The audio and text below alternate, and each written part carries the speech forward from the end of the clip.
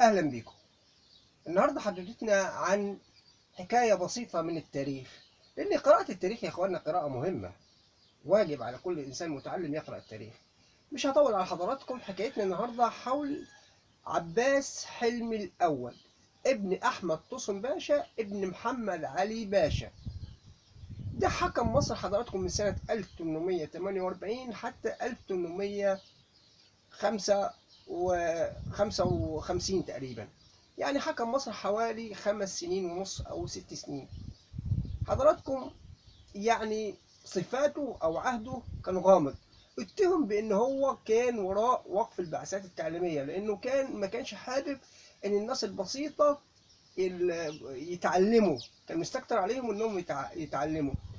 وكان حضراتكم يعني شكاك، بيشك في كل اللي حواليه، كان مكروه من الأسرة أو من قرايبه.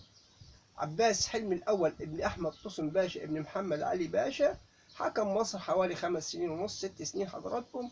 واتهم عصره بأنه كان عصر يعني رجعي، كان راجل يعني أثيرت حواليه الأقاويل، وكانت نهايته مؤسفة.